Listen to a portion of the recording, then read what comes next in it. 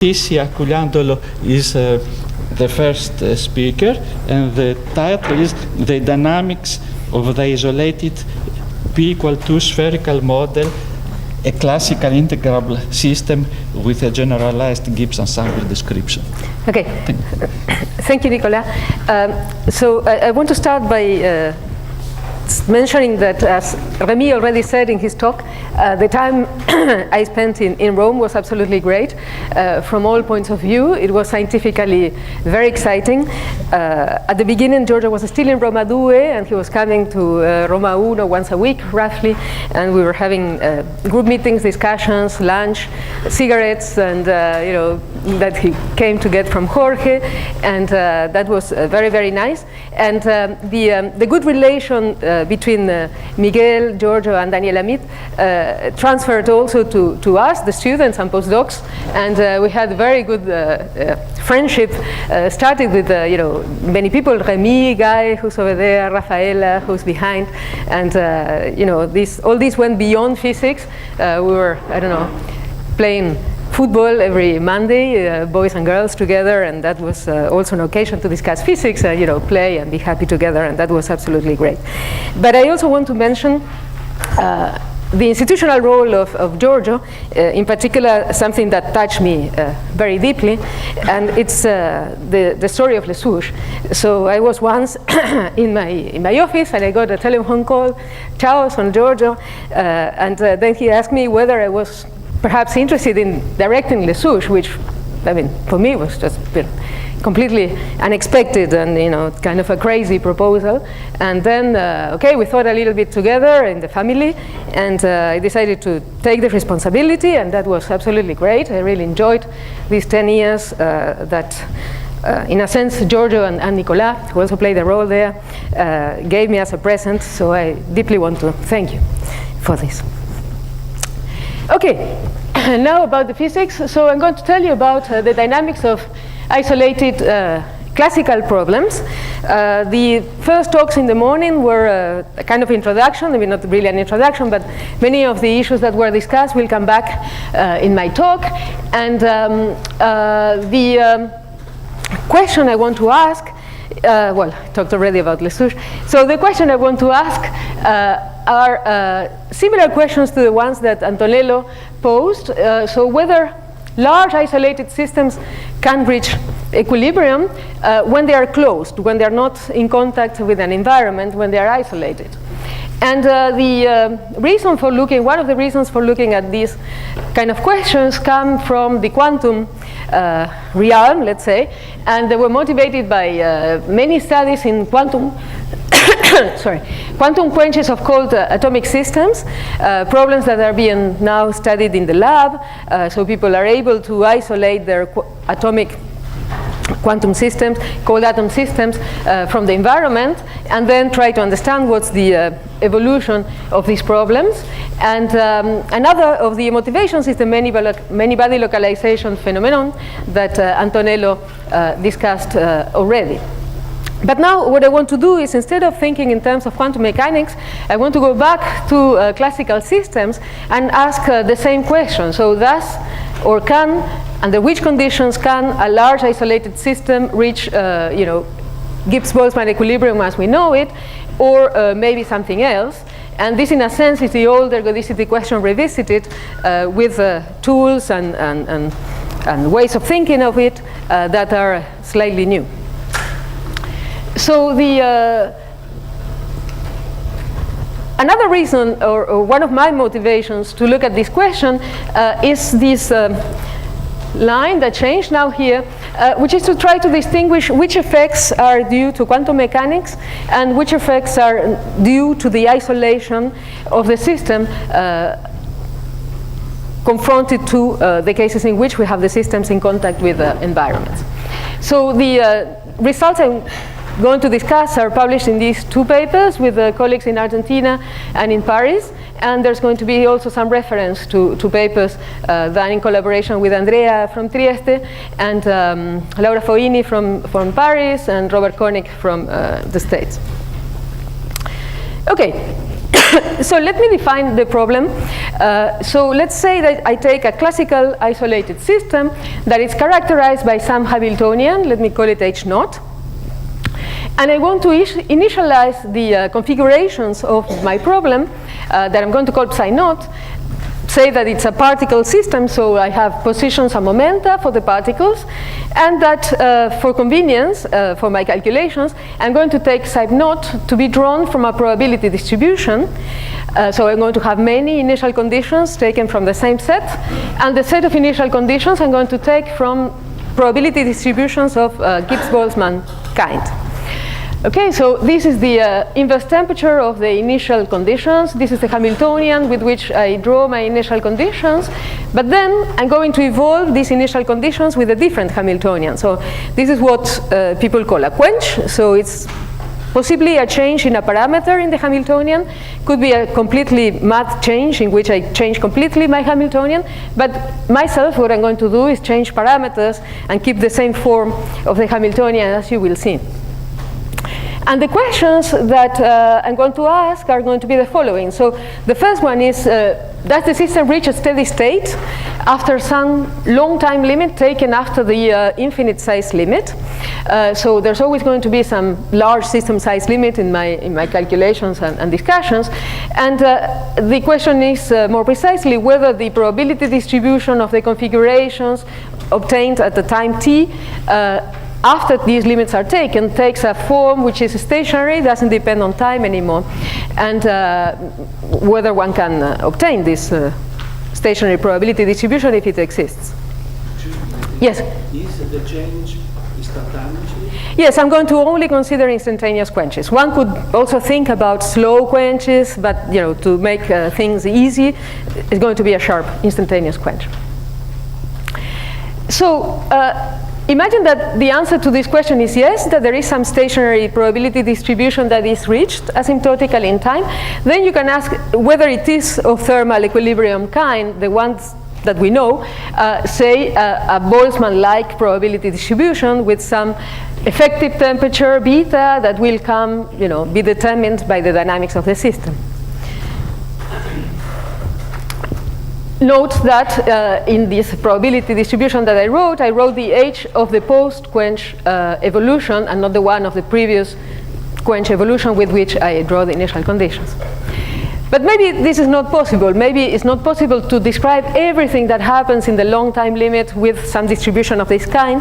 So people have asked, again in the quantum context, but I will ask it in the classical one, whether at least some observables would satisfy that the average of these observables over the initial conditions be given by the average of the same observable with the stationary probability distribution that the system may reach. So it's a little bit more restrictive and maybe applies only to some observables, and then you have to ask which ones. And then you can also say, well, and what about the time evolution? Imagine that this is true, but then I can compare the evolution of, make the correlation function between the observable at a given time, at another time, average over the initial conditions, and ask whether this is also given by the probability reached in the stationary limit, and then these evolved with the Hamiltonian and the Newtonian dynamics, say, of the problem. But maybe the answer to these questions is no, and then you could ask, well, but if not, then are there other time-independent probability distributions, not of Boltzmann kind, that may tell you something about the asymptotic limit of the evolution? And this is what I'm going to discuss here. So what are the quenches? This is just a sketch, but the idea is that one has a problem characterized by some Hamiltonian. Say that I focus only on the potential part of that Hamiltonian. The potential part is characterized by some parameter. If it's harmonic potential, say that it's the width of the potential that is characterized by that parameter, and then you can change it instantaneously, say from the dash to the solid line. And by doing so, what you do is you either extract or inject energy into the problem, whether you go from the solid to the dash or the dash to the solid, you do one or the other. Since the change is done instantaneously, I'm going to assume that the position and momentum of the particle in question doesn't change during the fast quench, but then the potential changes, so the energy does change. So there is a jump in the potential energy. Okay, and you could think about quenches in which the form of the potential doesn't change, or quenches in which it does change. And for example, here I'm just sketching one with one minimum to a potential with two minima, or different kind of situations sketched in this set of plots. Now, which are the problems that we're going to look at from this point of view? Well, they are our beloved p-spin models, but now rendered into a formalism that allows to do Newton dynamics of them. And the reasons for choosing these models are many. Some of them is that we know very well the potential energy landscapes of these problems. And, well, Giulio talked about this, and also Chiara talked about that, for example, in the case of the p-spin problems. So let me just recall the definition. So this is the potential energy I'm thinking about. The J's are the coupling strengths, which are drawn from a probability distribution, Gaussian one with zero mean and a variance, scaled conveniently. And there is a parameter here, which is the one I'm going to focus on, which is the parameter that measures the width of the Gaussian distribution, and that also gives you the scale for the energy in the problem, or for the transition, possible transitions in the problem. So in the spherical problem that I'm going to look at, the spin variables are not Ising ones, but they are continuous variables. They are constrained to lie on a sphere, in the sense that the overall sum over all the spins is constrained to be equal to n, the number of variables in the problem. So now I'm not going to think in terms of spins, but I'm going to think in terms of a particle problem. So what I'm going to do is I put all these originally spins into a vector. Now this vector is going to be the position on an n-dimensional sphere. The n-dimensional sphere has a radius which is equal to square root of n. And the position of the particle then will be such that it will move on this sphere, following the Newton dynamics that I'm going to define in a second. And this is just a sketch of a sphere that I took from the web. Okay. So the random potential, what it will do is that it will give some rugged potential energy landscape on that sphere. So you have to think about this as wrapped on the sphere. And then the dynamics will be Newton dynamics that we'll define in a second.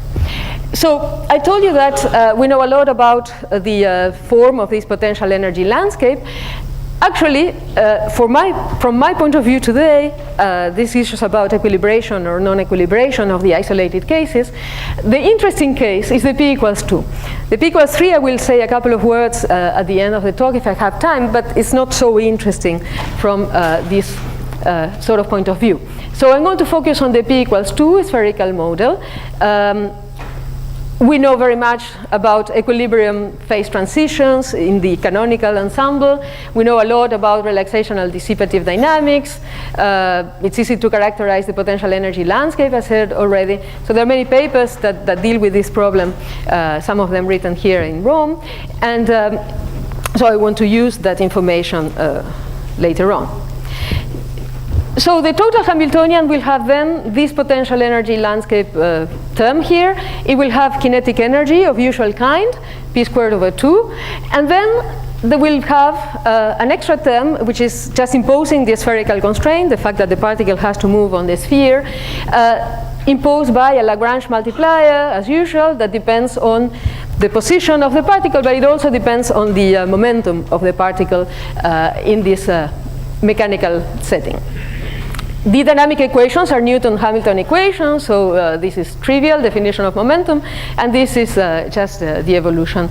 And then you see the Lagrange multiplier appearing here. Now, about the potential energy landscape, what do we know? Well, it's this form that puts together these two terms, and what is known is that there are n saddle points that include minima and maxima. Those saddle points are the eigenvectors of the interaction matrix. This is the semicircle law that Saverio talked about this morning. So the distribution of eigenvalues of this matrix is given by this form, so it has two edges, minimum and maximum value. The maximum value I'm going to call lambda n is the last one in my organization of eigenvalues, and it takes the value 2j, j being the strength of the Gaussian, of the variance of the Gaussian, as I said already. Okay. These saddles are, as I said already, the eigenvectors of this interaction matrix. Okay. No, this is not connected. Okay. Now, what about the Lagrange multiplier? So it's not very difficult to show that the Lagrange multiplier that imposes the spherical constraint is linked to the kinetic and potential contributions to the energy, and is linked in this way. So it's a kind of action. It's given by kinetic energy minus potential energy, apart a factor of 2. So this completes, the definition of the problem I want to look at. Now, in the context of quantum systems, people have distinguished what the asymptotic dynamics would do, depending on whether the problems are integrable or non-integrable. So what is an integrable system for my purpose? An integrable system is a classical problem, in my case, that has n constants of motion. And the P equals 2 spherical model is almost a quadratic problem. It's not really quadratic because of the Lagrange multiplier over here. But otherwise, if you look at the three terms, if you set that z is equal to a constant, which is not, but imagine it is, then this is just a problem of harmonic oscillators, right? And actually independent harmonic oscillators if you go to the basis of eigenvectors of the interaction matrix. But this Lagrange multiplier here couples those oscillators and makes the problem actually non-quadratic. It's not a quadratic model via the Lagrange multiplier. However, it's almost. So the question was, is this an integrable problem or not? And actually the answer to this problem is yes. And this makes it interesting from my point of view of equilibration. And actually it's a very old problem.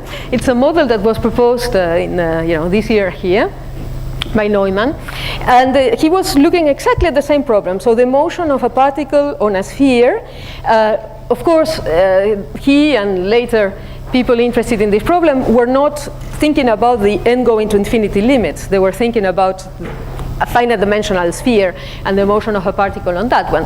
But still, we can borrow what has been developed around this problem in the integrable systems community to know that the Hamiltonian arrows can be rewritten in this way. I will make the translation. Well, the translation is here, actually.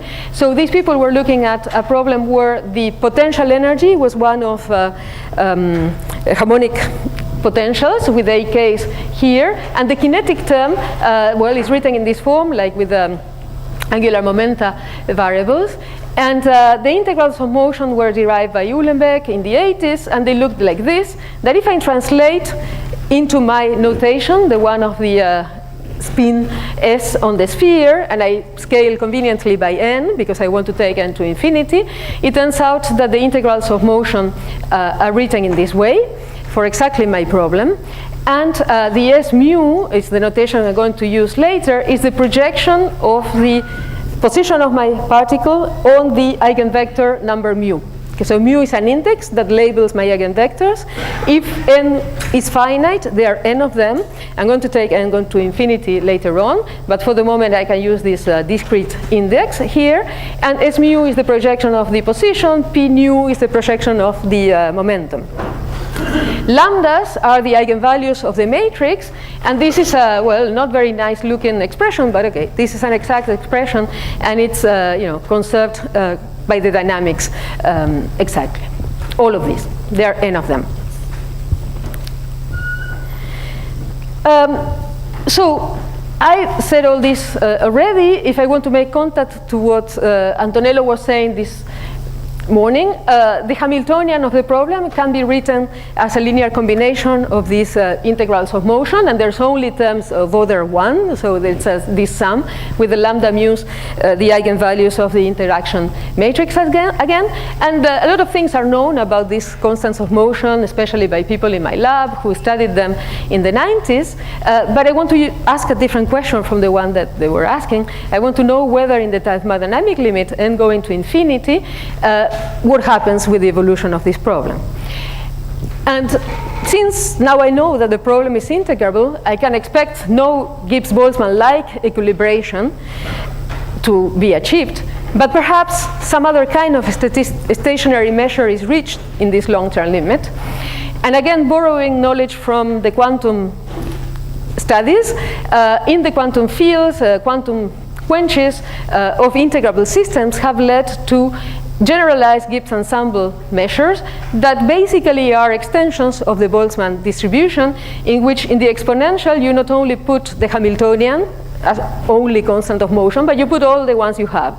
And all the ones I have are these I mu's, in this case, which I know, and the inverse temperatures are like Lagrange multipliers that are used to impose the values of those constants of motion in the problem. Okay, so this again makes contact with another talk, the one of Martin on Wednesday, I guess, where he was talking about maximal entropy arguments and using forms of this kind with Lagrange multipliers to impose averages in his case. And here what one tries to impose is the values of those constants of motion in the evolution. Okay, so which are the quenches that I'm going to study and how I'm going to set this problem to get concrete results. So the idea is to choose initial conditions in the thermodynamic limit, as I said, and since I know that this problem has an interesting structure if it's in equilibrium in a canonical situation, I'm going to choose kinds of initial conditions that represent those equilibrium phases. Then I will let evolve those initial conditions and the different kinds of quenches. So let's talk about the initial conditions first. I know that if the problem is in contact with a heat bath at inverse temperature beta prime, there is a phase transition between a high temperature phase and a low temperature phase. And the difference between the two is how this position behaves concerning its projection with the different eigenvectors of the interaction matrix. So basically in the disordered phase, all these projections have the same weight. There is no particular direction chosen. While in the low temperature phase, there is kind of a condensation phenomenon, and the projection in the direction of the eigenvector with the maximal eigenvalue is order n to the 1/2, while the other ones are much smaller. So basically, the system is directed in that direction in this new basis in which I'm looking at the problem. So this is the difference between the two equilibrium phases. So now I will think that I prepare my system either in these conditions or in those conditions. For example, thinking that I had it coupled to a bath at temperature beta prime until time 0. And then I cut the bath and let evolve the system with a different Hamiltonian compared to the one that I used to generate my initial conditions. Okay? So this is the way in which I choose the initial conditions. Now, how do I change my Hamiltonian? So the way in which I do it is by changing the strength of the variance of the interaction matrix. So say that before the quench is J0, after the quench I make it J. And not only I do that, I change all the couplings in the same way. So it's like rescaling all my couplings by a factor, which is basically J over J0. And this is the way in which I do the change in my Hamiltonian. So I don't change completely the random potential, I rescale it. So I have, yes? Why don't you simply change the kinetic energy? I could have done that as well, but I chose to do it this way. It would have been very equivalent. Yeah. So now I have two control parameters. One is the one that controls the initial conditions. I put in the vertical axis here, and it's basically the temperature of the initial states divided by J naught. And the other one is how much energy I extract or inject into the system, and is controlled by this ratio between J and J naught. And I want to know what happens here. So I know that, on one side I'd extract energy, on the other side I'd inject, and I know that here they are non-condensed, there they are condensed, my initial states. So how to solve this problem? Well, there are two ways to solve this problem. One is to go to Schwinger-Dyson sort of equations that we all know very well, and that it's exact, these set of equations are exact in the n going to infinity limit. And well, okay, they look like integral differential equations, and the way to deal with the choice of the initial conditions was developed by these people here in the 80s and 90s. And basically the difference with the usual random initial conditions is that there are extra terms that one has to deal with, and the way to deal with them is to use replica methods to deal with the initial weight of the initial conditions. Okay, this can be done. I'm not going to go very much into the details. And the only thing that you have to be careful about is that you also have to fix the Lagrange multiplier that is given by this difference between kinetic and potential energies, and there is also an equation for that. And you have a set of many equations to solve, but these can be solved asymptotically. They can be solved numerically with just an integration algorithm, and then you can see what happens. There is another method to solve this problem, which is especially adapted to deal with this p equals 2 problem, which is developed by these people for the quantum ON model, but can be translated very easily to this case as well. And it exploits the fact that if you look at the projection of the position on the eigenvectors, then the equations look like parametric oscillators with the z that depends on time, and there has to be fixed self-consistently. But there is a way to propose an ansatz for this equation. I just show it here. It's just a variation on the oscillator. And okay, there's another equation for these time-dependent frequencies. You deal with all this. The thing is that you can control the dynamics for finite n as well. Not completely analytically, because this is not solvable analytically, but at least numerically very good precision. Say it again, Silvia? Where is the initial condition? Oh, here, in this omega of 0, so it's a little bit hidden, and also here. Okay? So what happens? So I show you the result. The result is that I can complete this phase diagram that I showed you before, and there are basically three phases. There is a phase where I take any initial condition basically, and I inject a lot of energy, and I go to a situation in which the susceptibility that you can barely see here goes like 1 over t prime. The z goes to a constant. Q, the correlation between the initial state and the final state, is 0. So this is kind of a paramagnetic sort of situation in the white region here, and I will say a bit more about it later. Here, the green part is where I started from a condensed initial state. I injected or extracted energy from it, but the system followed it. It didn't escape from it after the quench. And again, the z takes another constant value asymptotically, chi as well. Q is non-zero, because it basically started from some initial state. You open it up or you close it, but you remain there. So there is a finite correlation with the initial state asymptotically, translated by this Q that I'm calling here, which is non-zero. But what is important to me is, what is the value of this asymptotic value of the Lagrange multiplier? In all cases, it's a constant. It's a constant that may take values which are larger than the maximum eigenvalue, or a constant which is equal to the largest eigenvalue on this side of the diagonal, both the orange and the green region over there. And the orange I will not discuss so much because it's not interesting to me now. Now, if the z went to a constant, in the limit in which it reached a constant, the problem now became one of harmonic oscillators. So, okay, this is just to prove how it goes to the constant. It doesn't matter so much. So the Lagrange multiplier approaches a constant in all cases. The correlation with the initial state as well, either 0 or non-zero, but okay, it's another constant. So is this a stationary limit? In this respect it is, but is this equilibrium of Gibbs-Boltzmann kind or not? So to check for equilibrium, we know very well that a good way to do it is to do constructions of responses against correlation functions. And Gibbs-Boltzmann equilibrium would mean, in this kind of construction, a straight line that is sketched here with the dash points straight line. And the time dependence of chi against the time dependence of c, although both are stationary, this can be shown, I mean, at least numerically, it's definitely not equal to this straight line there. So there is no simple relation between the chi and c given by a single temperature. There is no FDT in this sense, so I'm sure there is no Gibbs-Boltzmann equilibrium.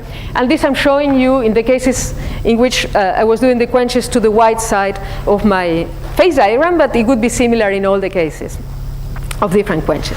So there is no Gibbs-Boltzmann equilibrium, and this is not so surprising because I started with a model which was integrable, so I wouldn't expect it to be able to reach Gibbs-Boltzmann equilibrium. But can one say something else about what happens asymptotically? So first thing that one can say is that if z approaches a constant, and here I'm showing you how it does approach a constant, and in particular in that phase the constant is given by a function of the parameters that takes this form, but this is not very important. The oscillator version of the problem, where I go onto the basis of eigenvectors of the matrix, is characterized by frequencies that now are constants. And those constants are positive, because in this phase, this is larger than lambda n, so these are positive frequencies. Now I have a problem of independent harmonic oscillators with independent frequencies. So I can do what also Antonello said, try to see what happens with the time average of the kinetic energy and the potential energy of those oscillators. I can check that they are equal. I can define from them a mode temperature, and I can see that there is a mode temperature spectrum. Not all of them are the same. They are not in equilibrium, these oscillators between them, and this is fine. They are independent harmonic oscillators, and the spectrum looks like that. So these things approach constants, these averages, define this T mu of epsilon. Epsilon is because of energy. I'm labeling it in this way, and this is the average over time that I'm doing. Now, can one say something about these mode temperatures? Are they accessible in some way that doesn't mean, proving that the system goes to a stationary state of independent oscillators? Can I do it with a more direct measurement? And the way to see that is that, the way to see that the answer to this question is yes, is to look for the fluctuation-dissipation relations, as we have done in the past for glassy systems. Look at them in Fourier transform. So I'm doing the imaginary part of the Fourier transform of the linear response divided by frequency times Fourier transform of the correlation. In equilibrium, this could be a single value, the inverse temperature of the system. I'm out of equilibrium. There shouldn't be a single value, but I could look at this ratio as a function of frequency, and I can compare to the values that the mode temperatures had as a function of the mode frequencies. So if I put these two things together, I see that they coincide. So this is for one kind of quench, this is for another kind of quench. Red are numerical results for finite n.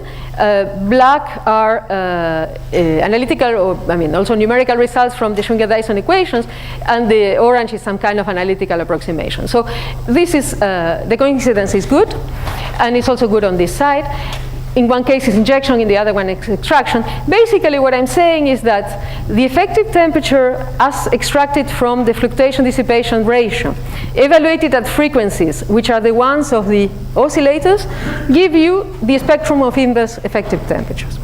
And this is actually trivial once you have gone to the limit of oscillators which are independent. It can be shown very easily that this should be the case. Okay, in this case you can see how this is achieved in the limit of long times as well. And from the effective temperature perspective, there is no contradiction with partial equilibration, because in this limit the modes have been independent, have become independent. So there is no energy exchange between them. They are just independent, and they can have different effective temperatures.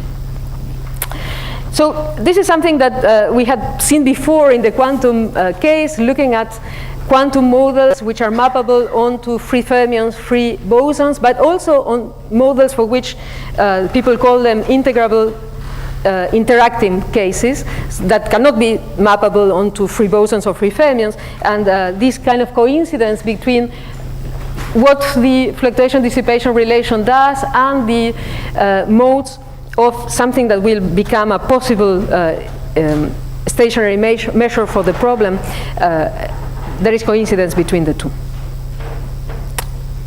Okay, and these are the references for the quantum problem. Okay, now about integrals of motion and possible asymptotic measures. So I have already said that there is no Gibbs-Boltzmann equilibrium, and this is expected, so no mystery about that.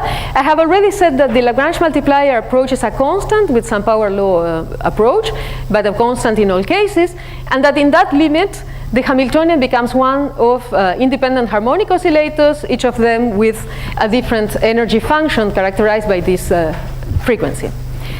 So first question you could ask is, can one use a simple generalized Gibbs ensemble using these energies and those mode temperatures I have already mentioned, and construct a measure of this kind and use it to compute, other observables?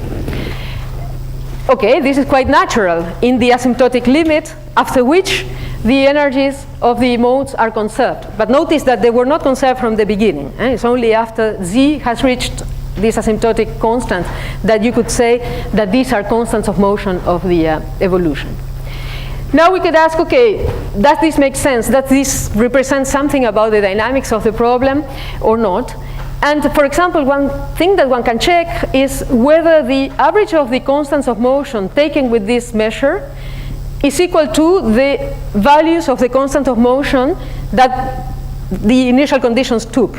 Because the initial conditions choose the values that these constants of motion take, right, for a single run, for each of the runs. So one of the things that we are checking is whether this is true. And well, I can show you data for just one type of quench for the moment. So what I'm showing here is what happens with the values. First of all, I have the values that the mode temperatures have from this limit of asymptotic independent oscillators. Those I know, because they are the energies basically of the oscillators. These I know. With these, I can compute the values that the average of the constants of motion take with this measure, the generalized Gibbs ensemble constructed with the oscillators. They take some special form, okay? This is some expression that I can compute. It depends on the eigenvalues of the random matrix that I have, and I can compare these to those and see whether the effective temperatures that I had from the oscillators and the effective temperatures that I impose from making these two things the same coincide. And this is what I'm showing here with red and blue dots. And for this kind of quench, well, it seems to be reasonably in agreement. In other cases, I don't know. We have to check it. But this is just something.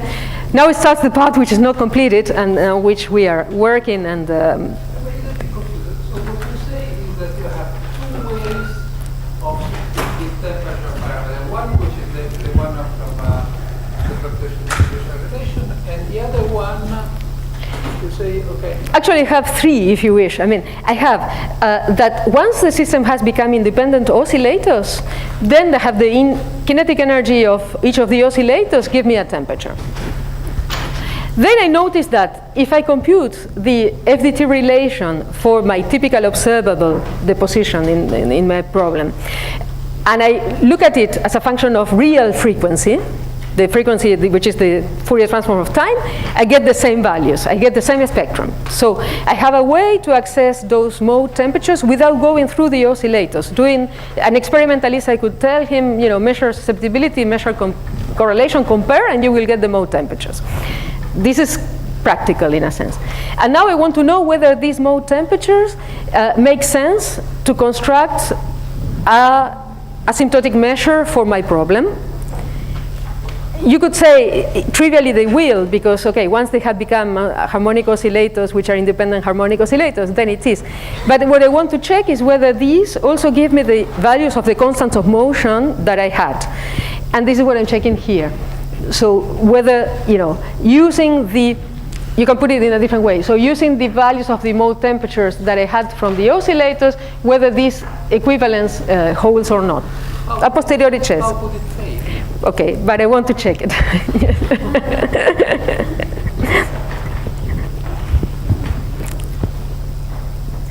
Okay, but this is not very satisfactory because these energies are conserved only asymptotically, right? These are not conserved from the beginning. So the construction of the GGE would tell you, people do it in a way that they say, okay, now I know my constants of motion from the very beginning and I use those to construct a measure. So those would mean that what I have to do is to construct a measure like this with other Lagrange multipliers here, which are not the ones of the modes, but I don't know them. Okay, I have to fix them. And how do I fix these with these constants of motion? Well, by imposing that the average of the constants of motion over this measure be equal to the initial values of the constants of motion, which are conserved all over the dynamics. So this is a little bit more difficult because now I have to compute these ones through these relations, and these relations are nonlinear, non-quadratic relations that I have to compute somehow. So how do these equations look like? Well, they look complicated. They look like this. Now I'm taking averages over initial conditions on the right-hand side because they come in from there, and these are the average values of the constants of motion.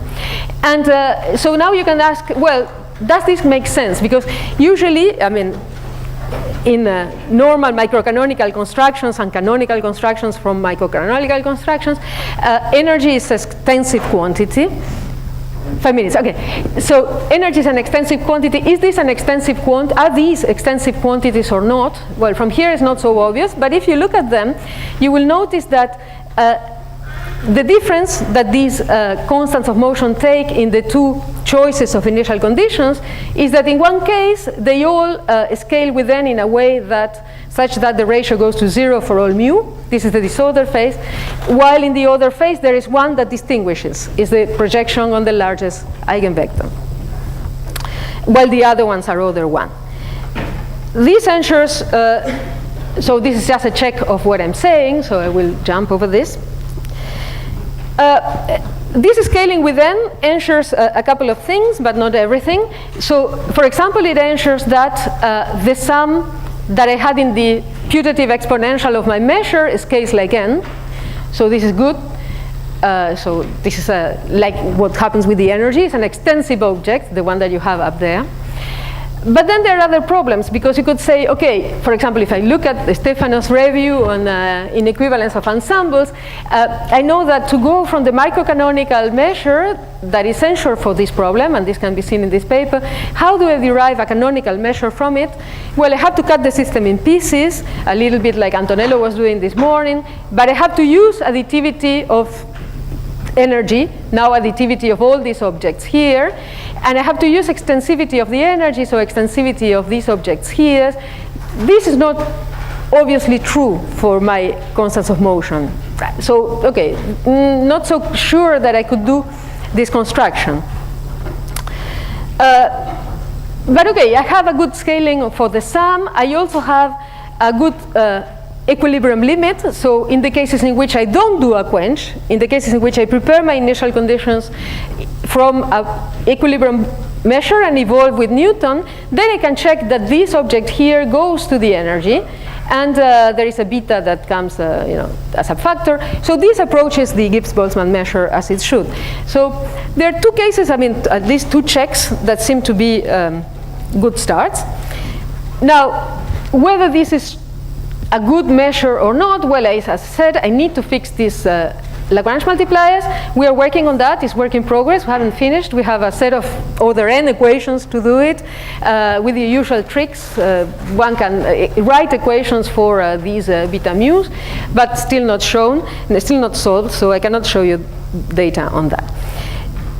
So imagine that I could. So once I could fix these beta mu GGEs associated to these true constants of motion, I would like to know which is the relation between the set beta mu GGE I mu and beta mu E E mu.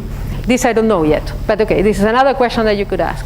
And there are many other questions that you could ask from the statistical physics point of view. So how do these ratios between mean square displacement and averages scale with n? Do they go like in the usual cases or not? This is again something that we haven't studied in detail yet.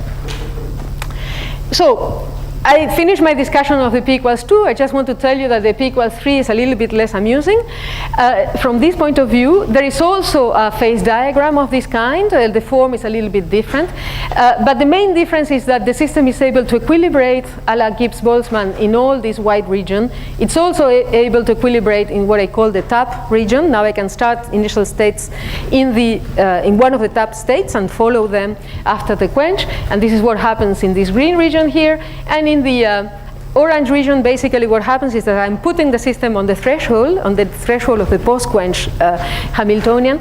And well, they are aging effects, but they're not very different from the ones that we already saw in the relaxational dynamics. So there is nothing very new about what happens with p equals 3, apart from the fact, but this was also true in the relaxational case, that when you are within a tap state and you follow it, you're not equilibrating over the full phase space.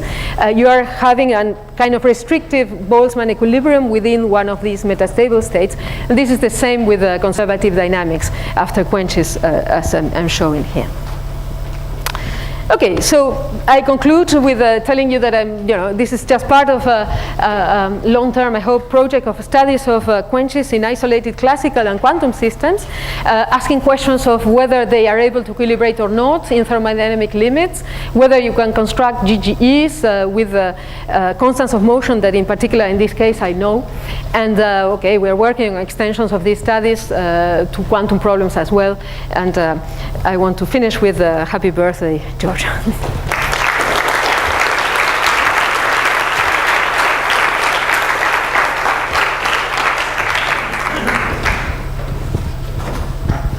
Thank you, Leticia. So, are there questions? Silvio. I was wondering if you try to perturb with a quartic term. Yes, okay, we're also looking at that problem, sure, for sure. But I first want to understand better all the story of constants of motion, but yeah, this is the next thing to do, yeah. Other question? No, Mark. So, thank you, Leticia, again.